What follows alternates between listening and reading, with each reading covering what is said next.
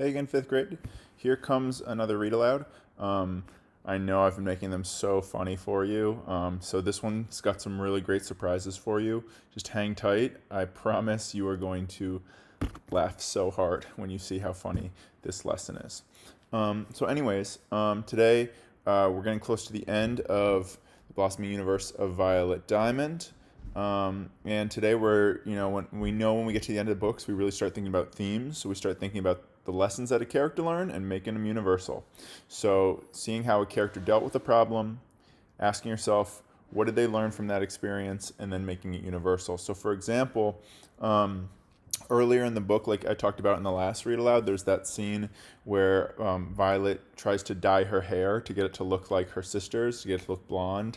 And we know she has kind of dark curly hair. And so she tries to dye it, and it doesn't come out the right way. It looks like red. She's embarrassed. She has to go get it recolored at the salon. And so in that scene, that's like a great. It's called an anecdote. It's like a short story. In that scene, she learns a few things. It's not very easy to dye your hair.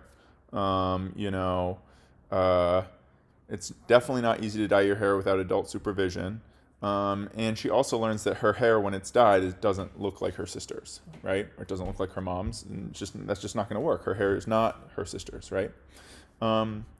Those are the lessons that she learns, right? But then those become some more universal lessons for everybody. And these are a little bit deeper. Like, you shouldn't try to change who you really are. You should be proud of who you really are. You should love your body the way it is. Or even just like, you should ask for help. Simple things like that. So today, while you're reading, I want you to find lessons that the character learns and make those into themes by making them universal lessons for everyone. Some sentence starters for that are everyone should, you don't have to, in the future you might. They're all prompts to get you to think of like making a lesson something that everyone can connect with, okay? We don't, even if we're not exactly like Violet, okay? I'm going to read a little bit from page 35, chapter 35. And I'd like you to think about the ideas that Violet had about her grandma and the assumptions, the things she thought she knew about her grandma, okay? Here we go, 35. The mashed potatoes. Since I'd gotten to Los Angeles, I'd mailed the postcards and been sending Mom and Daisy daily emails. But that night, because I'd started missing them, I asked if I could call. Bibby said, of course. I went to the Hollywood sign. I bragged to Daisy. The Hollywood sign, you brat, she said playfully. In the background, I heard Wyatt yell, Viva la Hollyweird! He is so strangely odd. Can I talk to Mom, I asked. Hey, Mom, the World Traveler's on the line. Pick up, please, Dee hollered. Hello, V. The sound of my mom's voice was better than dessert. Hi, Mom, I replied and rattled off events of the day. Sounds like you're having a great time. I am, and I met some of my dad's cousins and Bibby's sisters in the Lord at church. In the Lord at church. Mom interrupted. Bibby? Who's Bibby? Oh yeah, I forgot to tell you. Bibby is what I call Roxanne. It means grandmother in Swahili. I like it, don't you? Yes, I like it. I pictured the smile I knew was on Mom's face. And like I told you yesterday, I rattled on, Disneyland was fun except for Ahmed. Plus, I've been taking lots of pictures. Is Hazel okay? Mom giggled. Hazel's fine. Thanks for taking care of her for me. You're welcome, sweetie pie. What do you two have planned for tomorrow? Mom asked. Bibby's going to teach me how to paint, but I don't think it's something I can just learn in a day. Are Gam and Poppy okay too? They miss you. I asked to talk to them, but Mom told me they'd gone to the movies. Well, make sure they know I'll be home on Saturday. Are you all coming to the airport like you said? I asked. Yes, and Dee's been nagging me to go to Serious Pie, so we're going there afterward. Cool and awesome. And one last thing. Bibby's flying back to Seattle with me because she wants to keep me company. She already bought her ticket. I just wanted you to know. Do you think she can go to Serious Pie with us? Fine by me, Mom replied. Okay, see you on Saturday. Bye. Love you, V. Love you too. Bye. I hung up the phone and headed down the hallway to the kitchen where Bibby was cooking dinner. I told my mom that if you're flying back with me and we're all going to Serious Pie. I yelled out excitedly, and when I turned the corner to the kitchen, the mixer bowl was filled with mashed potatoes, was spinning like a merry-go-round. Sounds like a plan, V. When she turned off the mixer, I stuck my finger inside, scooped up a taste, and put it in my mouth. Yummy. What else are we having? I have pork loin on the grill. You like pork? Yep, but what's the loin? A long piece of pork that can be cut into steaks. I marinated it last night, and there's a salad that's waiting on you to put it together. Bibi pointed with her chin toward the counter.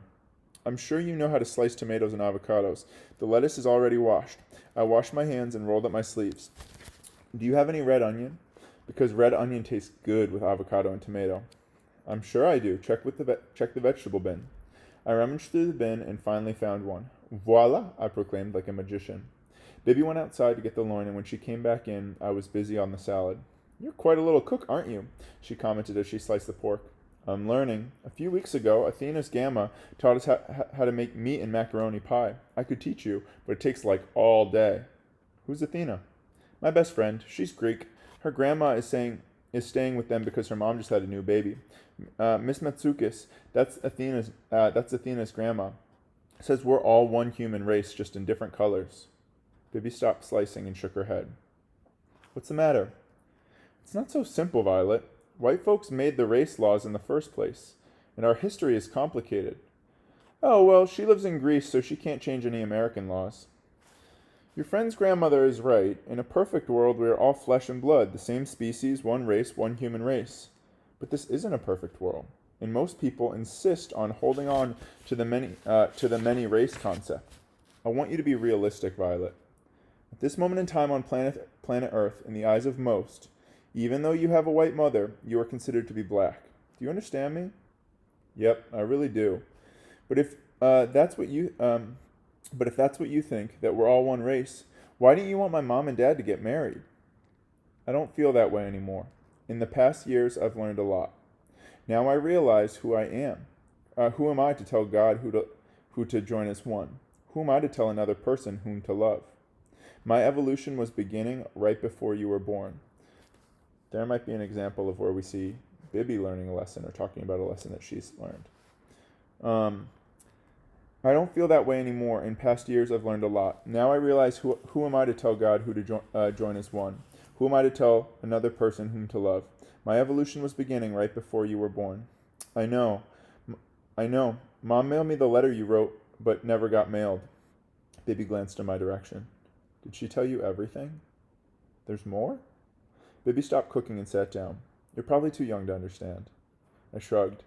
After your father died, I got sick. Were you in the hospital? Yes, a special hospital for people whose minds are broken. I was very depressed. I was in and out of that hospital several times. Then I ran away, traveled the world, and tried to forget. To forget my dad? I asked. To forget the hurt. You seem okay now. I'm better. Time has been kind, Bibi hung her head. I'm sorry, Violet. I was selfish, only thinking of myself, pretending you were better off without me. I told myself you didn't need me. There were many times I wanted to see you, call you, and there were days I promised myself but didn't. I had convinced myself you had a nice life up there in Washington. You do, don't you? I nodded. I know you're still a child, so I don't expect you to understand all of this, but sometimes people make a mistake for so long that it starts to feel like it's not a mistake at all. And then one day, you tell yourself it's for the best. Bibi patted my arm. Life had given me some roadblocks, but losing your father was my Waterloo. What's that mean? My defeat. I'm not going to finish the chapter. I'm going to let you do that, but I really want you to think about, what did Violet used to think about her grandma? I think she used to think that, she didn't care about her. She didn't want to be with her. I want you to take that idea and kind of turn that into a lesson that Violet's starting to learn, and then make that universal. I also want you to think about what Bibi just talked about, changing her, views about whether or not people of different races should be together, in the way that she kind of grew and changed and became more open-minded. So I want you to take these and create some universal lessons that we can all learn from, which are themes. And I look forward to you finishing the book and hearing your thoughts on it. Okay, the really funny part is about to come up right now.